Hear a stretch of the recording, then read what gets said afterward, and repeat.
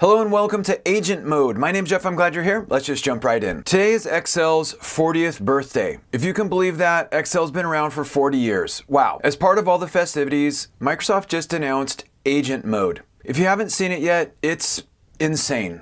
In summary, it's an AI agent that can take action on your Excel workbook. And I'm very excited to show it to you, so let's just head to Excel. Exercise 1. At the end of my full training program, I give students a series of exercises.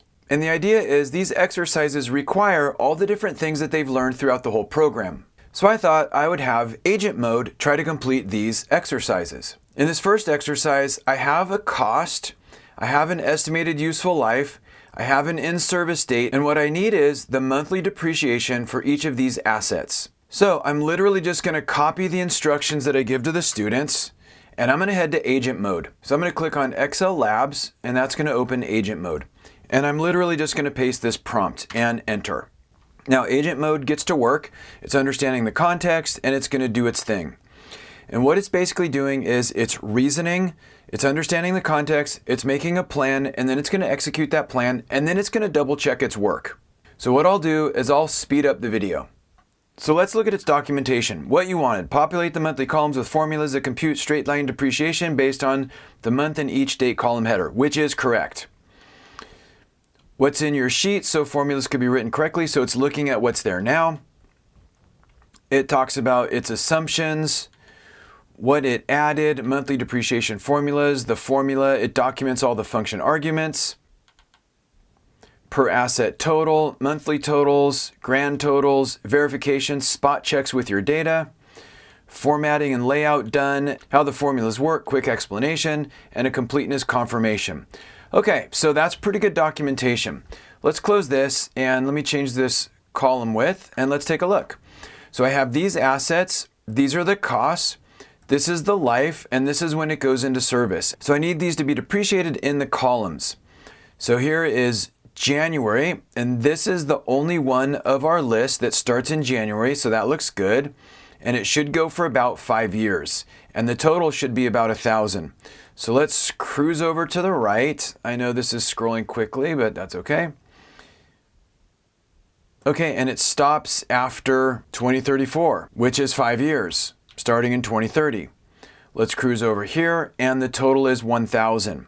So that looks like it was allocated properly. The next one should start in February, which it does. It should go for 4 years, and it should be equal to 1,200. I'm just going to cruise over here. Okay, and it stops after 4 years. Cruise over here, and 1,200. So I'm getting a good sense here. And the rest of these look like it should start in 3, 4, and 5. 3, 4, and 5. And the total is 9,800. And we cruise over here, and our total is 9,800. So that took a few minutes, but honestly, that took a lot less time than it would have taken me to build these formulas. Plus add in the documentation, and it's pretty cool. Let's go to the next exercise, exercise 2. Okay, here I want it to do some aging. So I have these invoices, I have the invoice dates, and I have the amount, and I want to spread these amounts into these AR aging buckets. So I'm just going to copy my instructions. I'm going to head back to Agent Mode. I'm going to paste and go. And we'll let it do its thing. I'll pause the video and I'll pick it back up when it's done. And I'll let you know how many minutes it took. Okay, so it just finished up. That took several minutes. Let's take a look at its results. What you wanted: populate the AR aging sections with formulas. Create a column chart. Understanding your sheets, so it analyzed the context of the worksheet. It made some assumptions. It added some formulas. It explains them, explains their arguments. Bucket allocation, how it works. Totals by bucket. Column chart. Verification computed from your actual data.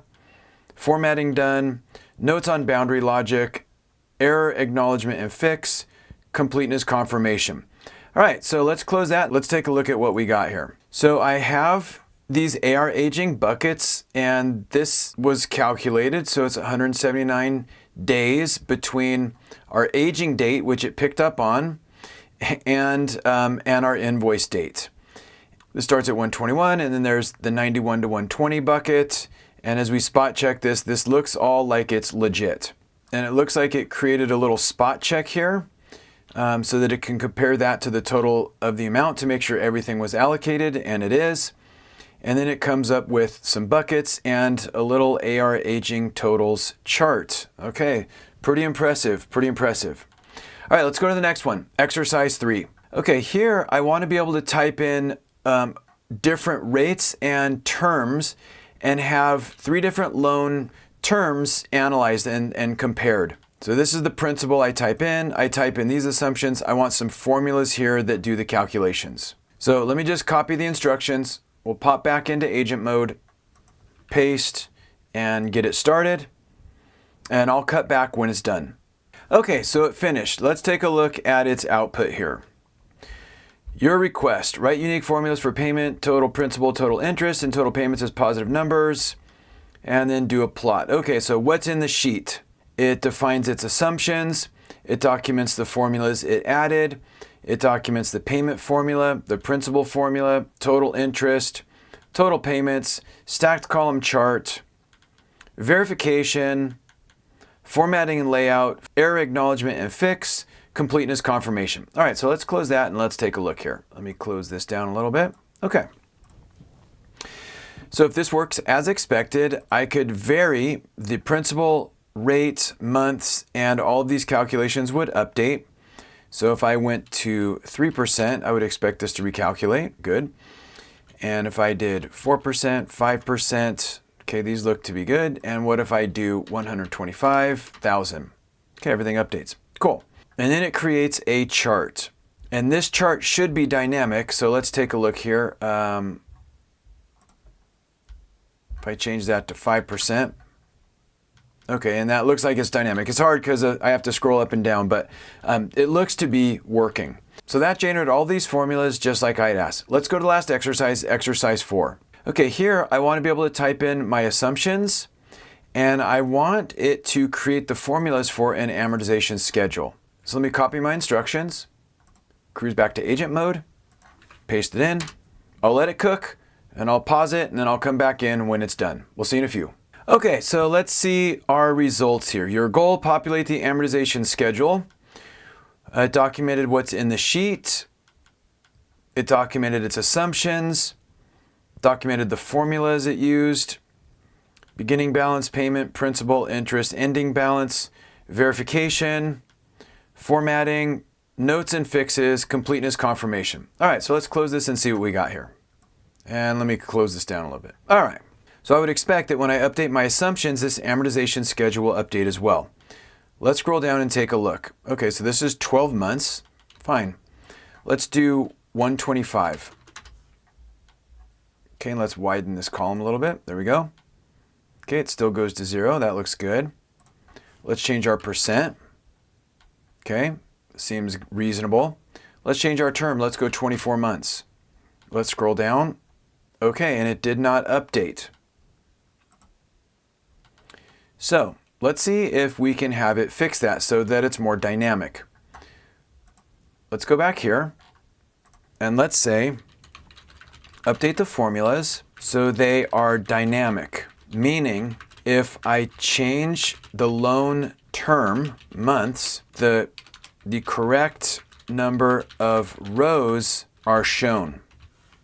All right, and I'll let that cook and I'll pause the video and I'll come back when it's done. Okay, and let's see what it did here.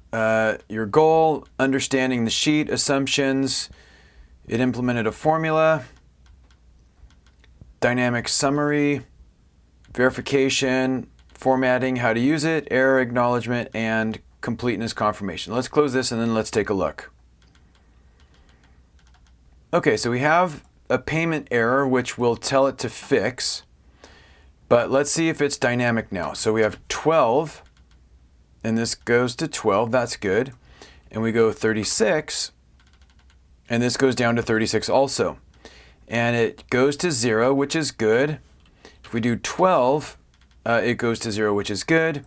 And if we put 100, that looks like it's all good. So it's just this payment column. So let's tell it to fix it. I'll say looking good, but now fix the NA errors in the payment column.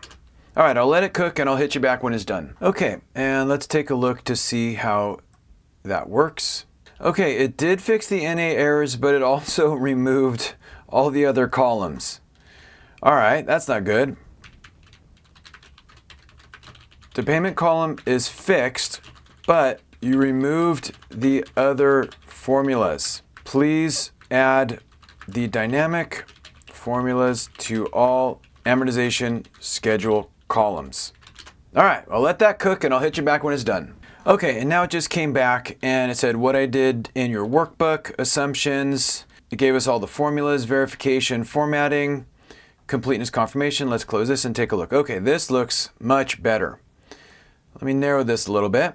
Okay, so let's check it out. Okay, so we got 12 months. Okay, that's looking good.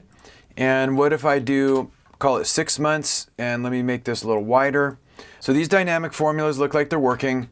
Let's just do one more. Let's do 24, and okay, and we look good. All right, perfect. So that is agent mode. And this is just like the very first iteration or version of this. So it's bound to get even better over time. Hard to believe we've been using Excel for 40 years, at least some of us have. And to all you Excel users out there, hey, let's do another 40. What do you say? Thanks so much for joining me. Have a great day. Hey Excel user, if you ever need to create summary reports, check out my pivot table for beginners video. It starts at the beginning and shows how to store the data transactions in a table and then how to summarize those transactions with a pivot table report. I hope it helps unlock the incredible power of pivot tables. This video is a production of Excel University.